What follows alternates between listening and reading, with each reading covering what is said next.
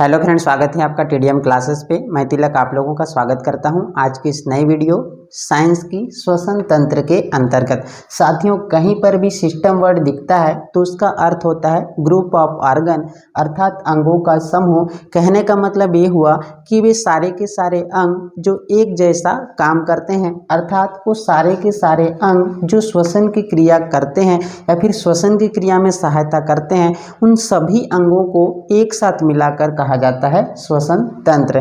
तो साथियों, श्वसन तंत्र को समझने से पहले हमें इस बात की जानकारी होना चाहिए कि श्वसन होता क्या है। तो श्वसन को समझने के लिए मैं एक आपको रफली डायग्राम के रूप में आपको मैं समझाने का प्रयास कर रहा हूँ कि सबसे पहले हम लोग क्या लेते हैं, एयर लेते हैं। एयर होता है साथियों मिक्सर ऑफ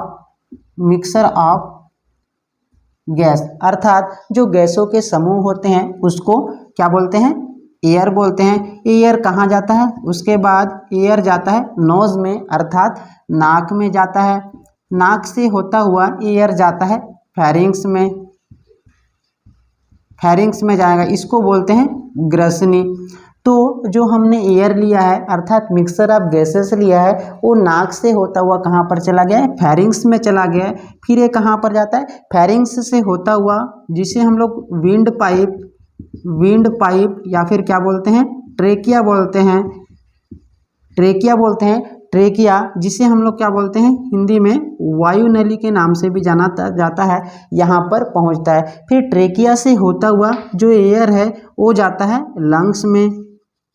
लंग्स में, जिसे बोलते हैं फेफड़ा, जिसे क्या कहा जाता है, फेफड़ा कहा जाता है। फिर जो फेफड़ा होता है उसमें क्या होता है, ब्लड होता है। जो एयर होता है उन सारे के सारे एयर में से जो हमारा फेफड़े में ब्लड रहता है, वो ब्लड जो है सिर्फ ऑक्सीजन को क्या करता है, सॉल्यूबल करता है। अर्थात जो एयर रहता है उन सारे एयर में से जो ऑक्सीजन ही ब्लड में सॉल्यूबल होता है, और ये ऑक्सीजन किससे मिलता है, हीमोग्लोबिन से मिलता है। और हीमोग्लोबिन से मिलने के पश्चात ये सेल्स या फिर टिश्यू के पास पहुंच जाती है। और जो ये सेल्स या टिश्यू होती है उनमें क्या होता है, एनर्जी रहता है। एनर्जी रहता है जिसको बोलते हैं कार्बोहाइड्रेट, या फिर जो एक किससे मिलता है, ऑक्सीजन की उपस्थिति में इनका क्या होता है, टूटता है। तो ये क्या बनाता है, कार्बन डाइऑक्साइड और पानी बनाता है, और कुछ क्या बनता है, एनर्जी बनता है। एनर्जी किस फॉर्म में रहेगी, एटीपी के फॉर्म में संग्रहित रहते हैं। एटीपी मतलब एडिनोसिन ट्राइफॉस्फेट। ये तो हो गया, हमने एयर लिया। एयर जो है नोज से होता हुआ, फेरिंग्स से होता हुआ विंड पाइप में जाता है, फिर विंड पाइप से होता हुआ लंग्स में जाता है। लंग्स में क्या रहता है, ब्लड रहता है, और जो ब्लड है उस ब्लड में केवल और केवल क्या होता है, ऑक्सीजन सॉल्यूबल होता है, और वो ऑक्सीजन हीमोग्लोबिन से मिलता है। फिर उसके बाद सेल्स या टिश्यू के पास पहुंचता है, जिसमें क्या रहता है, एनर्जी रहता है। जो क्या होता है, जिसका क्या होता है, टूटता है तो फिर क्या बनता है, पानी बनता है, कार्बन डाइऑक्साइड बनता है, और कुछ मात्रा में एनर्जी बनता है। और हमने देखा कि एयर लिया था मतलब मिक्सर ऑफ गैसेस लिया था, उनमें से केवल और केवल ऑक्सीजन का सॉल्यूबल हुआ। तो जो बाकी गैसेस रहते हैं वो सीधे सीधे इसी रास्ते से होता हुआ नोज के थ्रू कहाँ पर आउट हो जाते हैं। मतलब जो बाकी अन्य गैसेस हैं वो इसी रास्ते से होता हुआ आउट हो जाते हैं। अर्थात एयर का नोज से होता हुआ, फेरिंग्स विंड पाइप से होता हुआ, लंग्स के माध्यम से कहाँ पर, ब्लड में मिलना, जिसमें ऑक्सीजन का सॉल्यूबल होना, उसके बाद जो ग्लूकोज होता है उसका टूटना ही क्या कहलाता है, रेस्पिरेशन कहलाता है। ये तो हो गई रेस्पिरेशन की परिभाषा। आगे देखते हैं कि ये क्या होता है, रेस्पिरेशन किस प्रकार से होता है, या ये रेस्पिरेशन कितने प्रकार का होता है। रेस्पिरेशन साथियों दो प्रकार का होता है।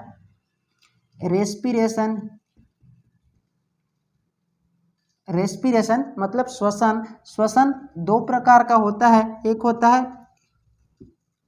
एरोबिक, जिसको कहा जाता है ऑक्सीश्वसन, और दूसरा होता है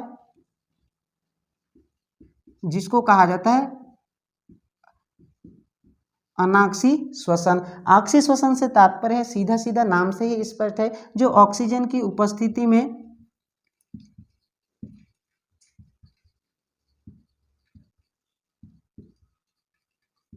जो ऑक्सीजन की उपस्थिति में हो उसे हम लोग ऑक्सी श्वसन कहते हैं, और जो ऑक्सीजन की अनुपस्थिति में हो उसे हम लोग अनाक्सी श्वसन कहते हैं। इसमें ग्लूकोज का ऑक्सीजन की उपस्थिति में टूटेगा, ऑक्सीजन की उपस्थिति में, तो कार्बन डाइऑक्साइड पानी प्लस क्या बनेगा, एटीपी के रूप में एनर्जी प्राप्त होगी। इसमें कितने एटीपी एनर्जी प्राप्त होता है, ये क्वेश्चन में पूछता है।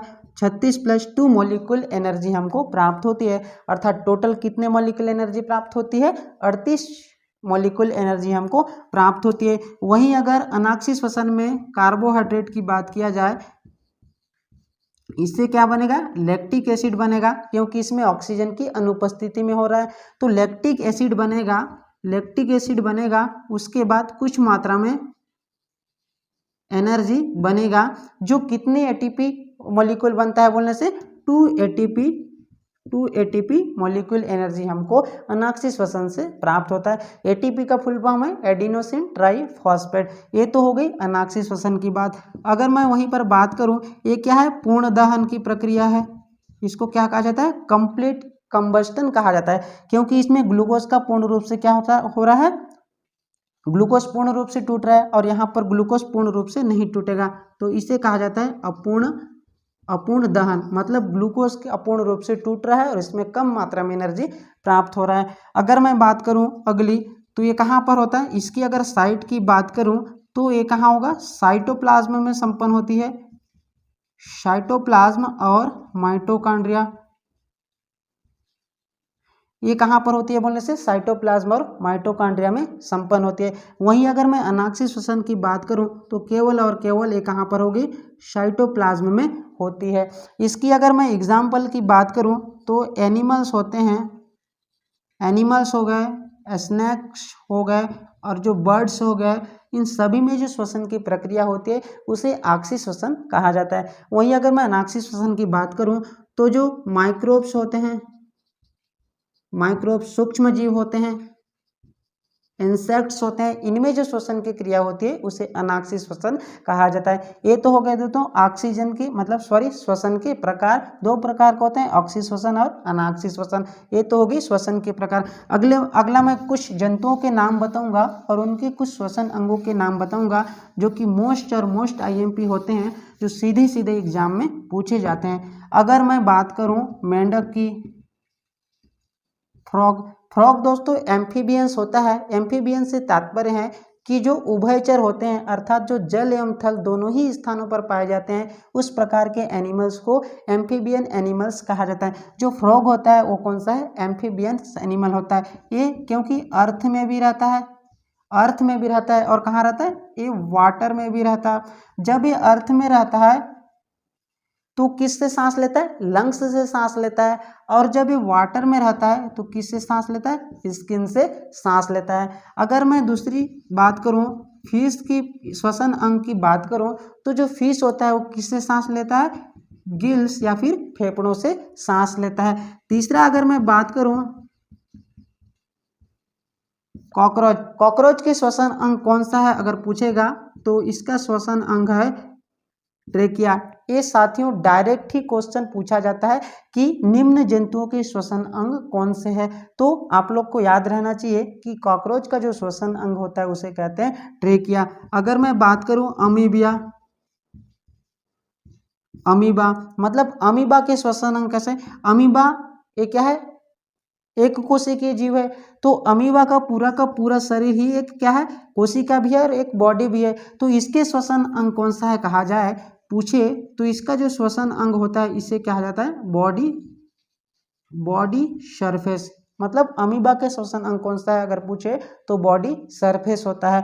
और अगर हम लोग का जो श्वसन अंग पूछे तो हमारा जो श्वसन अंग होता है वो लंग्स होता है। ये तो हो गए कुछ जंतुओं के श्वसन अंगों के नाम। साथियों आगे की जो पार्ट है श्वसन तंत्र, जो हमारा ह्यूमन रेस्पिरेटरी सिस्टम है, उसे हम अगली क्लास में कंटिन्यू करेंगे। तो आज की क्लास में इतना ही। उम्मीद करता हूँ कि जितना भी पढ़ाया हूँ वो सारी की सारी चीज़ें आप लोगों को समझ में आ गई होगी।